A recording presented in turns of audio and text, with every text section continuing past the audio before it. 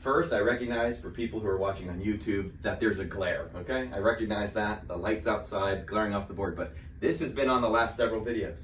It's gonna be on the next several videos, okay? All this stuff. Today we're gonna be focusing on this stuff up here, and what is that stuff? It's showing you, through lots of Jesus teachings ultimately, that Hermes knew what he was talking about, or that Hermes backs up Jesus. I'll weave in some Buddha, and over time we do Hinduism and Islam and all that. All the prophets are saying the same thing. And that's particularly timely for this particular week. Now we've got political upheaval in many ways going on in this country, and all the powers that be in politics are trying to say the same thing, and it looks a little bit like this. We have to cool the rhetoric, right? We have to lower the temperature. Politicians are always talking about being uniters, not dividers, okay? And my experience of American politics is I've really not seen too much of that.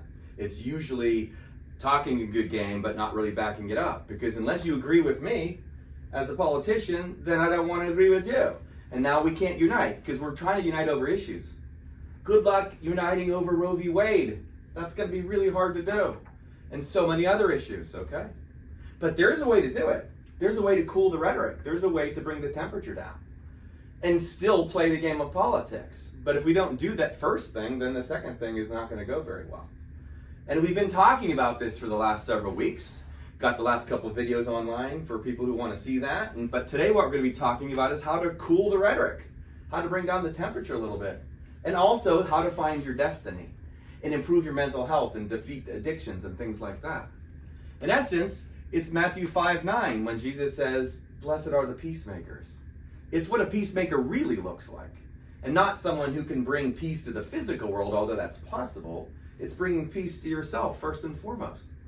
I've said hundreds of times the Buddha's last words, strive for your own liberation with diligence. Well, being a peacemaker is liberating yourself. Finding the peace inside yourself is going to cool the rhetoric. It's going to bring the temperature down. Lowering the level of hate and animosity and resentment and arrogance, the idea that I know what's best and you're an ignorant fool. There's a lot of that going on in the political dynamic. So how can we change that? And people who are so diametrically opposed, how we can change it? Well, it's the alchemy process. So you could go watch the couple hours of videos I just had, or we're going to do it pretty quickly by going through, starting with the Hermes concept, by going through some of Jesus' teachings and ending up with one of my daughter's teachings for you, okay? By tying it all together in a nice little bow with some of the stuff we've been talking about, okay? So to be a peacemaker, let's first remember what Hermes said way back several months ago in the concept of what happened with the Big Bang. And he said before the Big Bang, there were no physical things. There were just forces. Now, forces are invisible, and when we think back upon what happened before the Big Bang, it's pretty hard to conjure like there was nothingness. Well, there wasn't nothingness. There were forces. Forces exist. That's a force called gravity. Can't see it, but it's there. Forces exist, and that was what was here before the Big Bang. Well, what's the most primary force? Really the most primal force, the most important force. It's love. That was here before the Big Bang. That existed. And in a nice way to think of it, love exploded into matter, okay? Love existed, the earth didn't, the universe didn't as we know it, but then love created the universe. That's not too hard to grasp, right? So what was here before the Big Bang? Love, okay? Now, we're going to talk about this little process that we've been describing and flipping it into Einstein, equals mc squared. The forces that existed before we came into being physically was just energy. Okay, think in terms of energy. Again, nothing you can see, something you can definitely feel. And everything in the world is made up of energy, equals mc squared and all that. Well, I want you, for today's group or moving forward, to think of energy as love, or spirit, consciousness, mind, any one of those things, okay? They're things we can't see. You can see my brain if I cut into my head, but you can't see my mind. Love, it's something we can try to act out, but it's not really something we can see. We can totally feel it. Forces, again. You can feel the force of love. But love on the biggest of levels is the love that we're talking about, the highest of levels. And that existed before we all came into being. The mc squared is what happened after the Big Bang. M is the mass. It's what gives us physical structure. It gives us the matter that we're existing in. And the c squared is the speed of light, which is basically visible energy. And so c squared is stuff you can see, and E is stuff you can't see. So here's the drawing that I've had up here, and this is something that we're all going through. Number one, you start out as E. You start out as love, as it says in 1 John. You were made in God's image, and God is love. Well, that makes you love. And you were here before the Big Bang, and then we exploded into being, and here you are. And you're love. Don't identify yourself as Steve, white American dude. Go Steelers, okay? That's not what I am. That's secondary. What I am primarily is love. But we forget that's the first step, E. But the second step, we forget it. I have mc²/E in that order on purpose. Because we come into being, we fall asleep, as it says in Genesis. Adam was sent into deep sleep. The word Buddha means to wake up. Why? Because we define ourselves as mass. We just define ourselves as the stuff we can see. And so it's mc²/E because it's a jumbled mess. We have forgotten our spiritual self. We were born with it. We are it. We're all that love. But then we have all these relative experiences. Your little divinity was placed and planted over here, and mine was placed and planted over here. Some in Syria, some in Mexico, some in Canada, okay? And all these different bodies that we have, but guess what? It's still just love. And we are all confused because, this is from the Bhagavad Gita. We're confused by all this stuff that's happening. Apparent opposing dualities, Krishna teaches. What's apparent and it's opposing, so it seems, it's actually not true. It's all just love. But since we've taken on physical form, we've completely forgotten who and really what we are. And then we identify as these bodies. As soon as you identify as your body or as your label, you just lost the type of love. I should say primarily identified as your body or label or your clique or your culture, your political party, your religion. You just lost love. You just lost the highest level of love. And the lower level, it becomes about possession, right? And stalking your boyfriend or girlfriend or something because they don't want you back. Now all of a sudden we have to control because that's what love is. I love you so much, I'm going to control you, right? Or I love you so much that I'm going to go ahead and hurt you to prove my point. Mankind has tried that for a long time. It's not effective. I love you so much, I'm going to hate you, and therefore my resentment is justified. I love my causes so much that we're going to act out of hate. It doesn't work. Either side doesn't work. And so we're many of us, for most of our lives, are stuck in this phase. Well, thankfully, this alchemy process we've been talking about has a very important phase called separation. After you go through a bunch of stuff, you finally have the experience which requires you to submit somewhere along the way. Islam means to submit. Muslim is one who has submitted. Jesus submitted on the cross, right? To submit to the truth. And the truth is, we have to have an experience of both of these things as separate. At least conceptually, because you can't do it physically, really. But conceptually, you have to, there's a part of me that's physical, and there's a part of me that's spiritual. Instead of trying to weave these two things or have them all squished together and misconstruing it, you're going to have an experience of separation. And now there's a clear distinction between that which is your physical self, temporary, and that which is your spiritual self, eternal. And now you go, oh, that makes some sense. Okay, now it feels different. And now you're not trying to control things physically because I've got a different direction to go. This could take a while and it's several different phases. But the end game is ultimately equals mc², integrating them. Realizing what spirit really is, realizing what love really is. The force that was present at the beginning of time, integrated into you. And not differentiated by all our differences. The fact is you have it, you have it, you have it, you have it. Everyone has it. The mystery, Paul says, is Christ is within. Buddha said we're all a Buddha. Every one of us is Buddha. And if you want to differentiate between, race and gender and sexual orientation, political affiliation, age, and all that kind of stuff, have at it. You're just not going to access love. But when you honor each other in such a way where you say, oh, you also came from before the Big Bang. You're also a little slice of God. You're also a Buddha. Namaste. All of that. You are the light of the world. Jesus didn't say some of you are the light of the world. Religion messes that up a lot. The truth is, to be a peacemaker is to get that everyone is the light of the world. And everyone has their own little Buddha in them. Everyone was born with a little divinity, a divine spark. Every teaching talks about this, okay? And so, to go through the very specific, I've got 5 points over here to emphasize in our political environment to cool the temperature. Number 1, this world is totally fair. Boy, that sounds radical. It's why I could never run for president. I'd get like 7 votes on that one alone. Okay, that'd be about it. It'd be you guys. But it's entirely fair. The Course in Miracles, the first page on the intro says that the curriculum is mandatory. This is a required course. And what is that course? Alchemy. Each one of us has to go through the born again process. Each one of us has to awaken. Is it easy? I think I said in the last video, a lot of people think Jesus is here to take away your pain and suffering and shield you from it. No, he's here to guide you through it. You're going to have pain and suffering. Buddha said it's inevitable. First noble truth, right? Jesus isn't going to make sure you never have any pain. He says this is how you handle the pain. And then you go through it, calcination. You're going to have to endure it one way or another. And so it's all fair. And given enough lifetimes, there's something, I saw a study, something like 80% of the people in the world believe in reincarnation.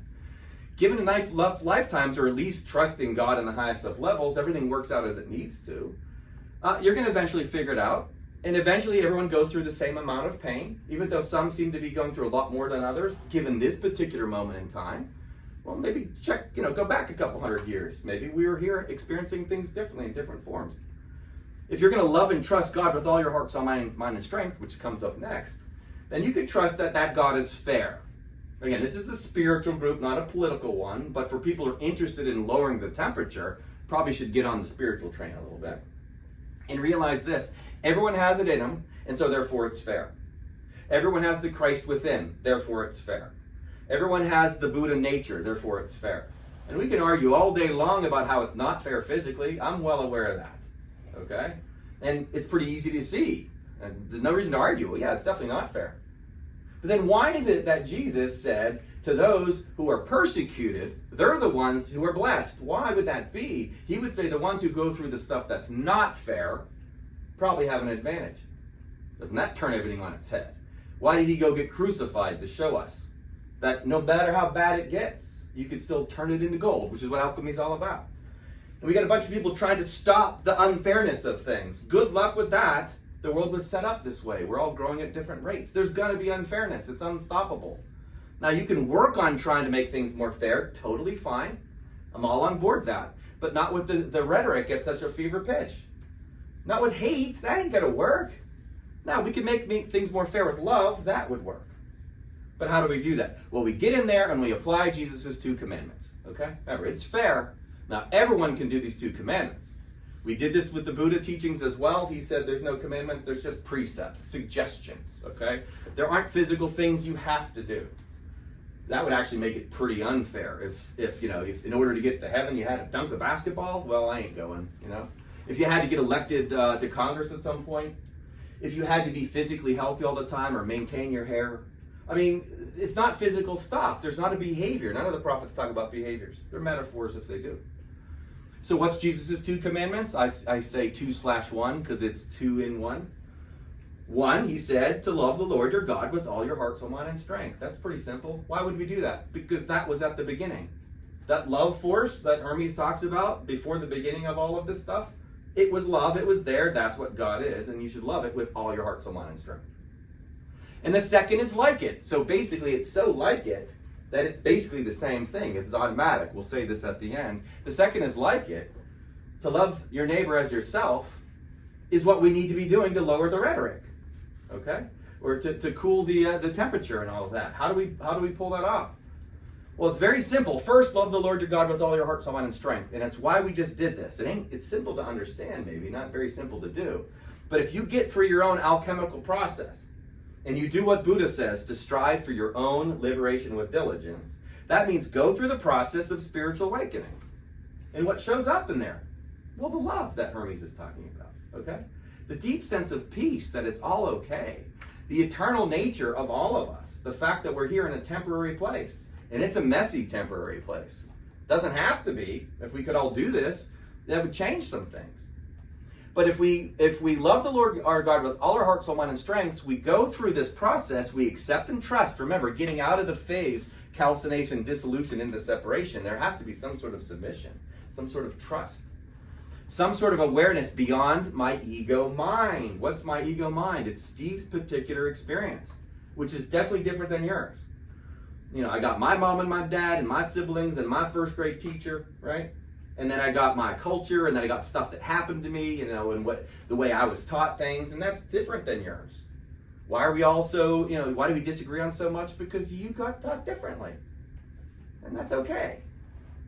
And so to come together, to cool the temperature, to bring down the rhetoric, is to recognize that if we all go through this process, we get to this space where now loving the Lord your God with all your heart, soul, mind, and strength is going to trust it. And then you have the feeling of love. Then you have the real authentic feeling of love. From there, we have to distribute it. And this is what this will be our last group, at least specifically about alchemy, that I like to talk about. I like to talk with my clients and think about it myself all the time. Alchemizing, being around other people who feel toxic. And getting mad at them and telling them that they're inferior or you're evil. And it doesn't work. Where did Jesus look at the people who were crucifying and said, you're evil, you're evil? Calling people evil doesn't work. What does that do? It actually makes them want to fight back and demonstrate that they're evil. Besides, if you're calling them evil, you're sort of projecting that into being, and you're more likely to see some evil. Stop calling it evil, okay? My journey got to my level of awareness is that all evil is the absence of love. And so do people do dysfunctional, dangerous, potentially evil things because they don't have love? Yeah, that's right. That's why they do that. It's not the opposite. Hermes talks about that, and Niels Bohr does with the complementary principle, and Hermes with the law of polarity. Oh, we got extremes, all right. But instead of looking at it as these opposite forces, good and evil, it's actually good and not good, or love and not love. So if I have darkness in a room, how do I make it go away? Do I scoop out darkness, or do I just add light? If we want to cool the jets, if we want to cool the temperature, we have to add love. That's the only that works. To get rid of evil, you have to add love. Can't do it any other way. Bullets certainly won't help. Right? Votes don't even help. Love will help. And only love will help, right? So we have Romans 12, verses 9 and 10 here, which I like to say maintains the vibe. It keeps the vibe high. If you've managed to get through this phase and you're like, oh my gosh, I feel so different, I feel transformed. I just want to love the world. And I get that I have my political opinions, but in order to be influential, I have to get to this level of love and I have to stay there. Maintain that vibe. Well, guess what it says in Romans 12:9? We actually have to cleave to God, right? Cleave to God. That means hold on to God really tight. And abhor evil. That's what it says, but I want you to know what it means. Evil is low vibration. Evil is absence of love. Evil is, I don't care about any of this stuff. It's not the way we tend to think of it. It's why do people act like that? Because they haven't broken through into their ability to tap into that love. So Romans 12:9 says, let your love be genuine. Man, I love that line. Your love has to be genuine. It has to be authentic love. Not fake, manipulative love. We do that in relationships a lot, right? Or conditional love. I'm only going to have love for you, one, if you agree with me, or two, if it's politically expedient.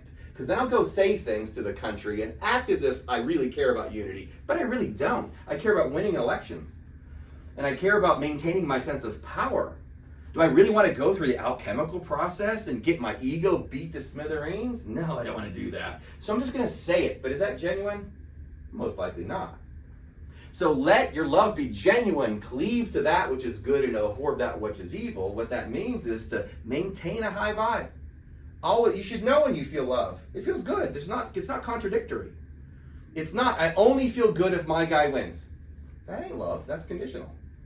What if you could love all aspects of being at all times? Now again, this is how we cool the temperature. This is how we inject love into the political dynamic by seeing the unity, actual authentic unity that everyone has this in them. Could you imagine a presidential candidate saying, I was reading in the Dhammapada from Siddhartha and it said something along the lines of, we're all Buddha, right? And first of all, he just lost 95% of the American votes. Some of us will go, well, that sounds cool. What's he got to say there? And he says that there's a process we're all going through. We're all going to end up like Buddha. And he wasn't special. And it's funny because that's sort of what Jesus said too. Jesus didn't make himself special. He even said, greater works than these you can do. He's pretty much said you can do more than what he's done. And he said, you're the light of the world. I'm also the light of the world, but we're all the light of the world. Talk about unity. That's the only spot of unity there is. It's inside of all of us. We all have the ability to develop in that direction. And so you want to cleave to that idea. You want to join that. Keep it there at all times. This is why it's fair. Whoever you're listening to, you get aggravated. And again, I get thrown off the rails with sports all the time. And then I have to recenter myself. Is that my objective? To make sure that I've won my game? Or, like he says in Revolver, what's your game? Do I want to play another game? Yeah, I want to play the authentic unity game. I'm liking it a whole lot.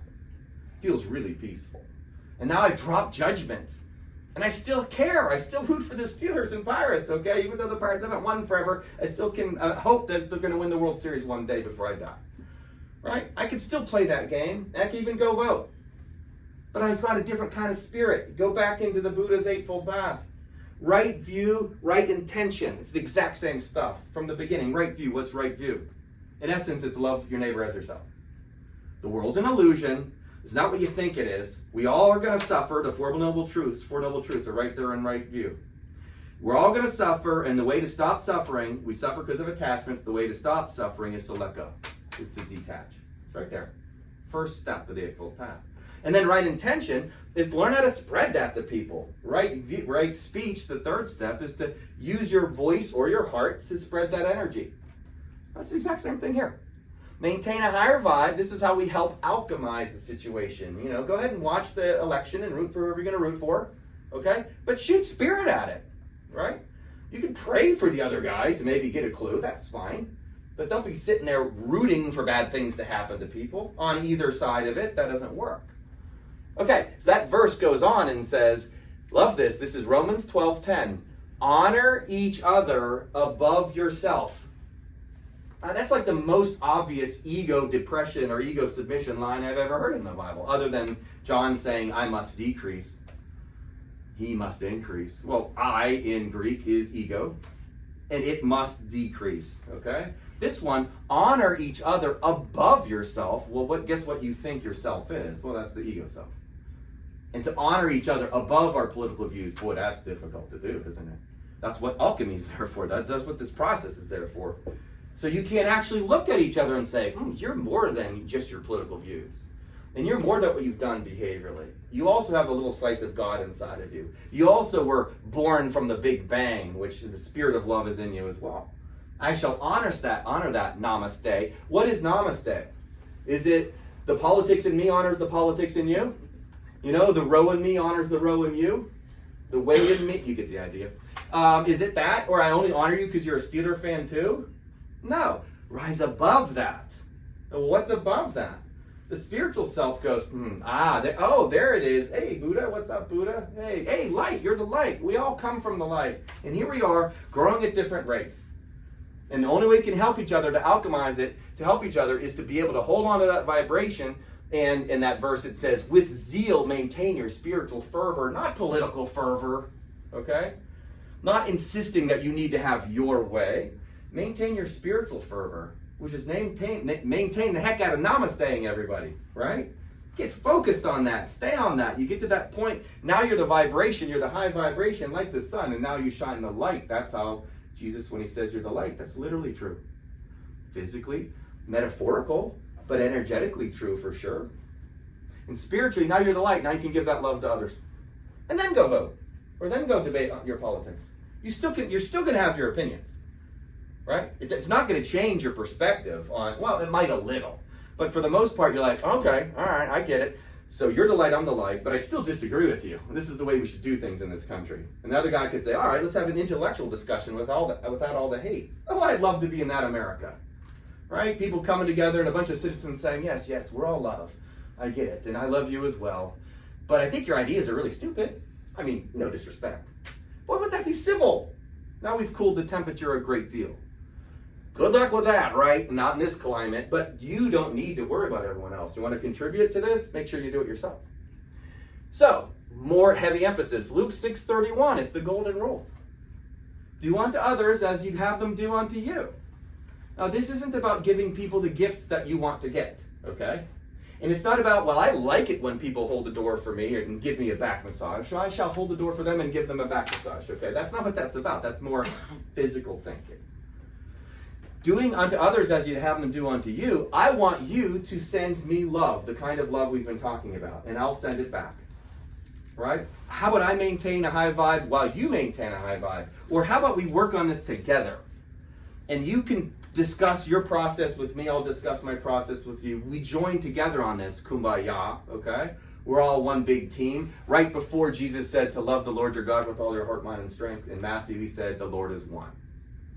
Why is that? Because the Lord is inside each one of us. And it ain't named Trump or Biden. That shouldn't surprise you. But although both of them have that spirit in them. And once you understand and trust and love God with all your heart, soul, and strength, hey, he's not picking political sides. Jesus loved both equally, for goodness sakes, okay? How could one side claim, oh, this is what Jesus says, this is what Jesus says? Well, how are you missing the point? To love your enemy is how you become a peacemaker. It's also how we cool the temperature. It doesn't say vote for him, okay? It does say love him, not hate him. And so we have to abhor that kind of hate. You can go ahead and hate that hate. You can do that. But it's like saying it's cold outside, I want to put on a sweater. I don't like the hate inside my heart for this or that. I want to raise the temperature inside myself. Right? And that love is something I can project out there. What's beautiful about all this process is how simple it is towards the end. Because when you've connected into the alchemical process and have an awakening experience, and then you have the instinct, like Buddha says in the Eightfold Path, to have right intention and to spread that type of energy.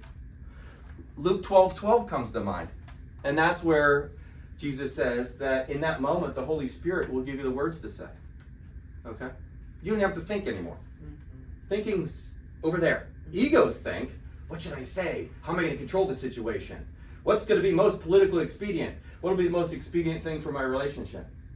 See, it's surrender. Islam means surrender. It means, I'm done. I'll let God take over. Okay? And now you've stepped out of the way, and hey, I'm still talking. You still have a kind of thinking going on. You still got to remember where your car keys are. But now you've awakened the divine spirit within. That's how you cool the temperature, right? That's how you lower the rhetoric. And that's how we can literally be uniters. Because like, all right, let's face it. We're going to disagree on that Roe v. Wade thing for a long time, okay? But let's do it with much more respect.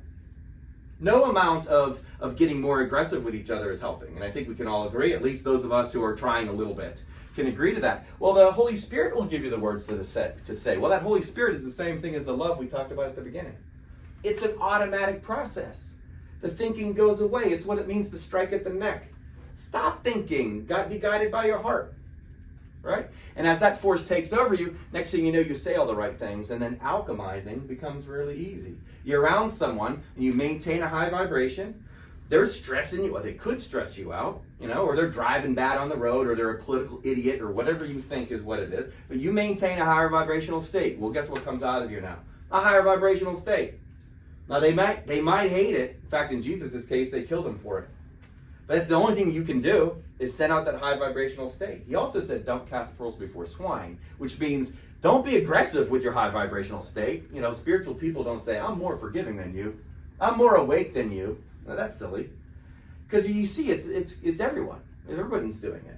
In fact, my process I've benefited from you guys in my life. And you guys, when you look at the person next to you, they've helped you too. And thank God for the political process, which has forced me to go more inward and to think about this stuff on a deeper level. And again, thank God for Tom Brady, who taught me to stop resenting so much. Because for so many years I did, and that didn't work very well. And all of that was some calcination. Then you get through as you get deeper into it, and you go, like here I said, the distillation process is where the spirit gets released. And that's what I was looking for, this deep sense of peace.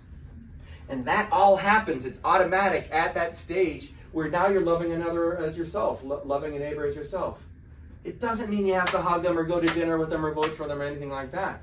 But now your presence is always sending that vibe out to each and every person equally, just like the sun does. Do you think the sun restricts its light because there's some jerk walking down there on Earth? But it just keeps shining 100% of the time. That's the love that's inside of all of us. That's also the grace that we're taught about God, the grace that's given to all of us.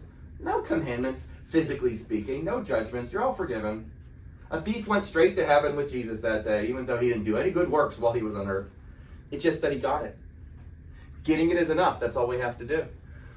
All right, so tying it all into a little bow. We do have to get past the ego and integrate ourselves. And if you have a political enemy that you don't like, ask yourself, is there a lot of ego present? Is it physical focus only? Is it superiority or inferiority? Because that's all ego stuff. My good friend Guy Ritchie, I wrote chapter 19 about one of his movies, and he emailed me back, so I think we're good friends. He describes in many different ways that ultimately ego has one job. It compares. It compares and contrasts. Better than, worse than. Right? And unity doesn't do that. It sees equality. Spirit, spirit, spirit, spirit, spirit, spirit, spirit, spirit, everyone. Buddha, Buddha, Buddha, Buddha, Buddha, namaste, namaste, namaste. Primarily. Get to that point, then bring it back into the political world, if that's what you want to do. Or not at all. You might lose interest, right? Go do other things. But it's going to help your life in every single possible way. It is the best high that there is. Way better than drugs and alcohol.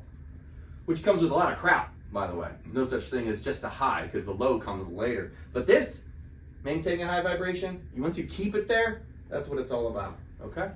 And so everyone has to go through that phase, so it's completely fair. So I'd like to wrap it all up like this. My daughter, who went through a bunch of issues, years ago, she got into a really good spiritual practice herself, and we had lots of late night talks. And at one point, she said something that went along, this is how I remember it for sure.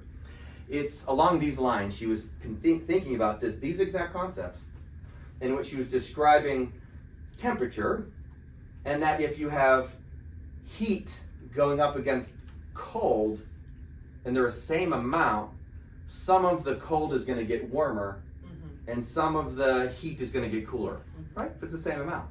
And she said, but if you have a lot of heat and just a little bit of cold, that heat's going to dominate the cold, right? Or if you have a lot of cold and a little heat, then the cold's going to dominate the heat.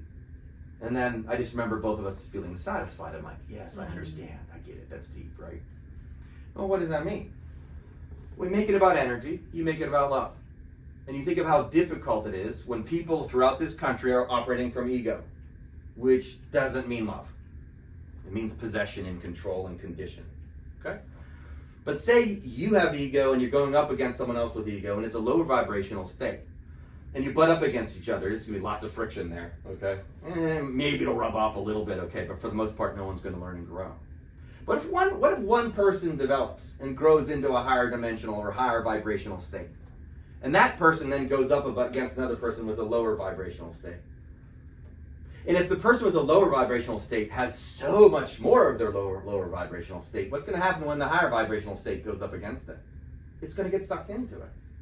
You might be working on being spiritual, but if you lose your mind every time you're around someone who's a lower vibrational state, guess what? You just join them. And we just go right down to that level. And you could feel it because your emotions tell you, oh, I feel so terrible. I feel drained. What happened? It's because you're more worried about what other people are doing than you maintaining your higher vibrational state. Now, the opposite also works. What happens if you maintain a higher vibrational state and it's tremendous amount, right? So much that you can't stop thinking about it. I have it drawn on the board right here. Samadhi Lake. That's why I've left it up. Once I got to that point in the Eightfold Path, I'm like, all right, I'm leaving that up all year, okay? Because that's what the Buddha's talking about. The type of focus and concentration that's required to stay in this lake, which is, where did he say it was? Inside of all of us. It's the deep-seated consciousness of unity that's inside of every single being. Once you get there, stay there, okay? Because from that lake, who's going to beat you? How could you possibly lose if you're literally drawing on the source of the universe? That type of love, and it's in you? Well, you might get nailed to a cross, but you're going to get through it, okay? And Jesus won that day. He didn't lose just because he was killed. What good is it to gain the whole world and lose your soul? Do you really want to win a political election more than finding your soul? And then recognizing what's beyond that? And again, a lot of people don't believe in any of that. Well, they ain't going to be listening to this. But those who are authentically interested in lowering the temperature, get in there, find Samadhi Lake, find love for real, capital L, also known as agape, find that, and then stay there. Because if you have a tremendous amount of that, and you go up against a little bit of the alternate force, lower dimensional state, you'll dominate it. In nothing but a good, loving way. But if you haven't maintained that, and we don't do the discipline or the tithing, the work that it takes, the reading other texts, don't just get dedicated to yours, unless it works. Believe me, you can stick with yours if it works. Learn about other cultures, right? Learn about other political ideologies. I often say, I wish I could be at the next debate and ask some questions. I'm going to say, Mr. Biden, you have to talk about Mr. Trump's opinions and his perspectives. And Mr. Trump, you want you to talk about Mr. Biden's opinions and his perspectives. And see how intelligent you can sound. Go. Right? I'd love to see if they understand the other perspective. Could they argue it intellectually, even though they might disagree? Probably not very well. But I'd like to ask that question. Well, if they're not going to do it, we have to do it. Can you think about other people in your life and think about their perspective? Don't judge a man until you've walked 2 moons in his moccasins. We have to look at other people's perspectives, think about why the way they are, what they are. Send them love while you're doing it, okay? Feel that high vibration frequency. Give them the love, and as you do that, of course, you feel stronger as a result, and we have to practice these things. This is how we meet someone else where they're at and maintain our vibration, if you will. And then now we're being the sun. Now we're being the light. Now we're spreading the energy that we want to spread. Now we're cooling the temperature. Now the rhetoric goes down. When the Holy Spirit's giving the words, you're way less likely to say inflammatory things. Not to say that some people won't take offense. Plenty of people take offense at the prophets, no doubt about it. But when you're in that state and you can feel that lake effect, if you will, and that peace comes over you, you've got one job. Learn how to stay there. That takes focus and concentration.